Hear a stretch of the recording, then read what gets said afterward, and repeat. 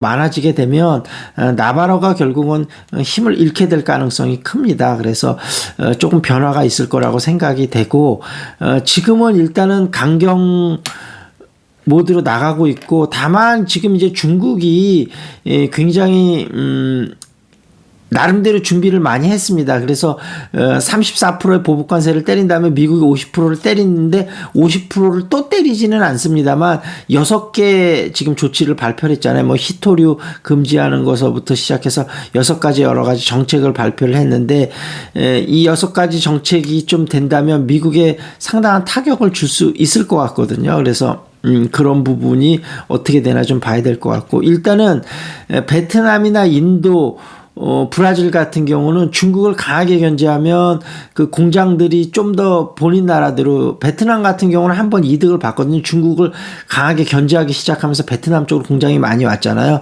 이런 경험들이 있기 때문에 미국하고 적극적으로 협상에 나서는 모습이고요. 우리나라도 그렇고요. 그래서 우리나라 같은 경우도 2차 전지나 이런 부분에서 상당한 기회가 또 올 수도 있을 것 같습니다. 중국을 워낙 강력하게 견제를 하면서요.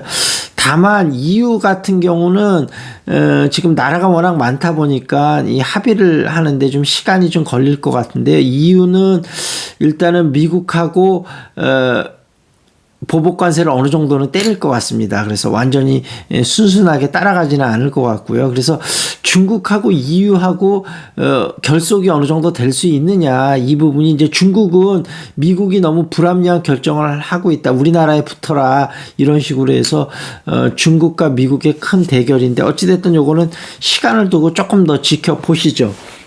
그 다음에 엔비디아도 1.37%, 2.14%, 엔비디아도 플러스로 출발했다가 결국은 마이너스로 떨어졌고, 삼성전자도 지금 그 비포 마켓에서 0.56% 좀 떨어지는 걸로 시작이 돼서 우리나라 시장도 전반적으로 좀 하락 출발은 할 것 같습니다. 그래서 어찌됐든 이렇게 불확실성이 높아지고 있는데, 어쨌든 트럼프의 관세 정책은 우리가 어떻게 할 수는 없고, 우리나라는 나름대로 적극적으로 대처를 하면서 EU나 중국에서 대처를 하는 걸 보면서 여러 가지 상황을 좀 주시를 해야 된다. 그래서 어떻게 보면 우리나라한테도 엄청난 위기일 수도 있는데, 이것을 잘 활용하면 또 큰 기회가 될 수도 있을 것 같다, 이런 말씀을 드리도록 하겠습니다. 그리고 시사 이슈로 넘어가서 이제 트럼프 관세 정책 얘기는 좀 해드렸고, 한덕수 총리가 2명 지명한 것에 대해서 이거는 권한을 넘어간 거다 말들이 되게 많고, 특히 한 명 같은 경우는 지금 내란죄 때문에 공수처의 수사를 받고 있고,